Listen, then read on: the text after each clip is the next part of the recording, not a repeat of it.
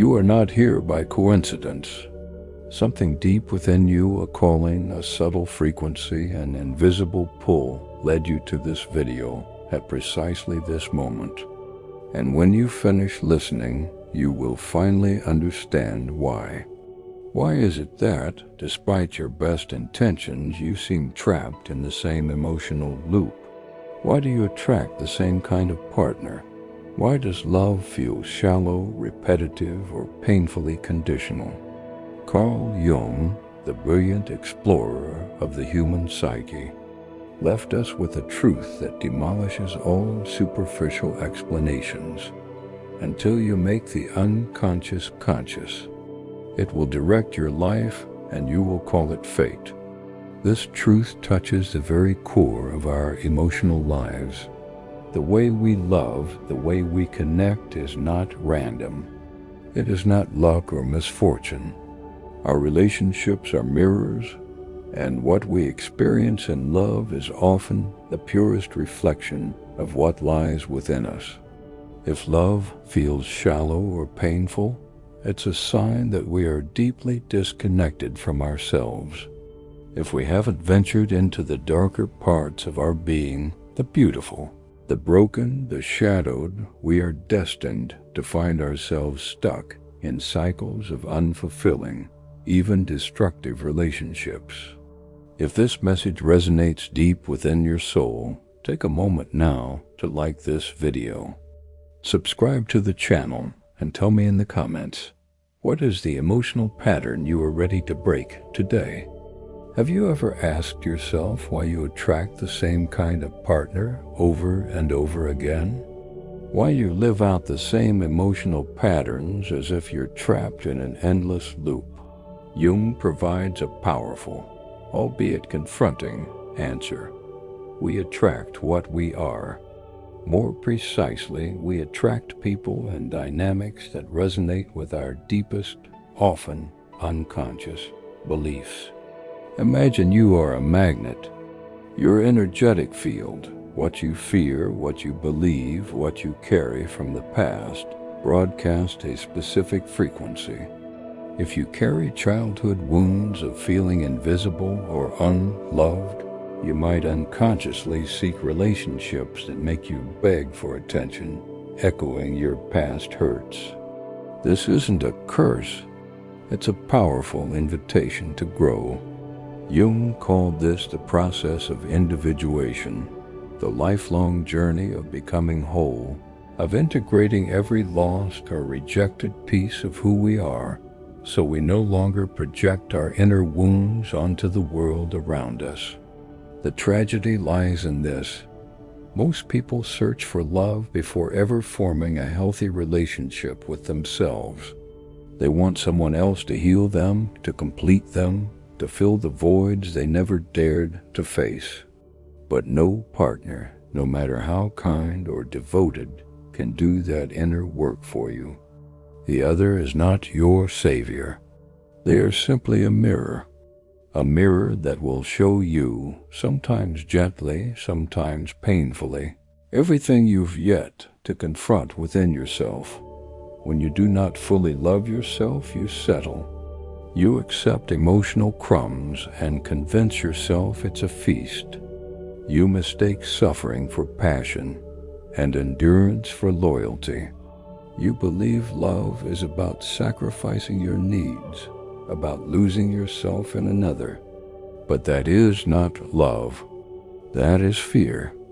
The fear of being alone, the fear of not being good enough.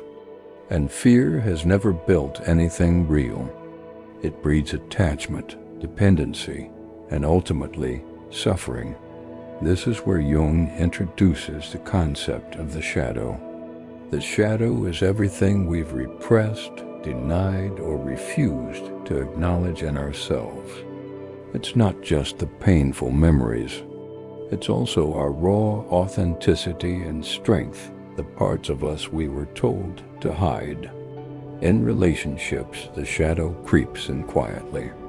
It shows up in our jealousy, in our constant need to argue or control, or in our patterns of submission.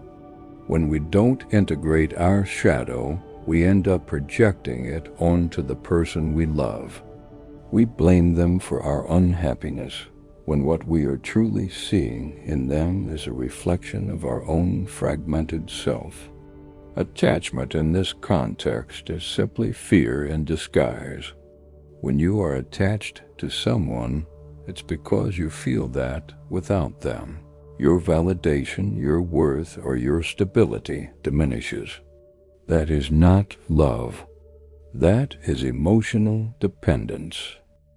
The key difference between love and attachment is profound. Love is expansion and sharing from a place of freedom. It allows you to be yourself without fear of losing. Attachment is clinging and possessive.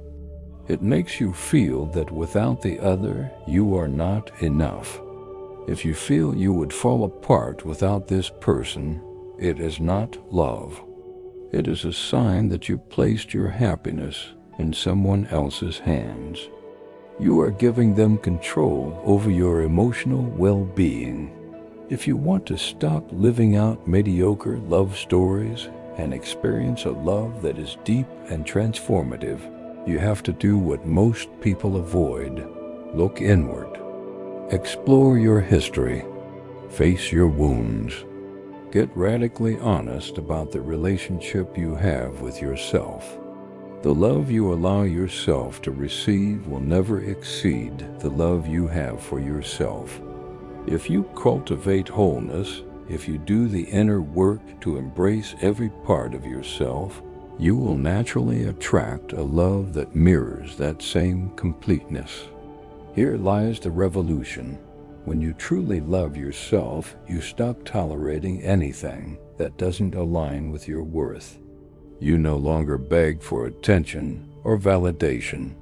You walk the path of love with clarity, with boundaries, and with power. You choose partners from a place of abundance, not need. People who genuinely love themselves are not afraid of solitude. They understand that solitude is a sacred space for growth, for self-discovery. True love is born from this inner abundance, from the overflowing essence of a soul that has already found home within itself. If you felt that love has wounded you, remember this: love does not hurt. What hurts is attachment. What hurts is the absence of boundaries. What hurts is giving yourself away before truly knowing who you are. The journey to wholeness does not lie outside of us, but within. The key is not to find someone who will love us, but to become someone who truly and deeply loves themselves. When you fully embrace your authenticity, love stops being a struggle or a need. It becomes a conscious choice, a sacred alignment.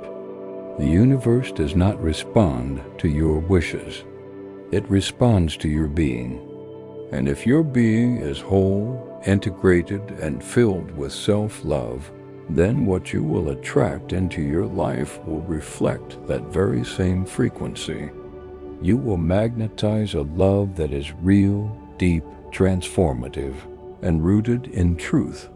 When you truly love yourself, you are no longer afraid of releasing what doesn't nourish you.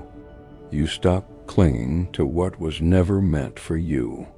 When you choose your peace over your fear, the universe listens. The right doors open. The right people appear.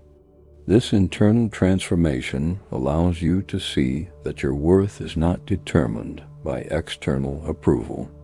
True love is never something to be begged for. It flows freely where it is meant to be. The profound power of Jung's teachings lies in this: change the way you relate to yourself, and you will change everything you attract into your life. The love that shows up in your life is simply a reflection of all that you've already become.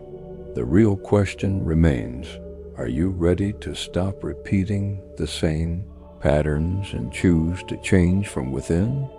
Are you willing to become the person who is truly ready to live a deep healthy, conscious love. If this message resonated with you, let me know in the comments. Write this commitment as a declaration of your power. The love I seek is already within me. If this video has helped you, please share it with someone who needs this push toward self-discovery. And don't forget to subscribe and turn on the notification bell so you never miss the next message that can illuminate your path. Remember, the love you're searching for is already inside you. Now it's time to live from that truth.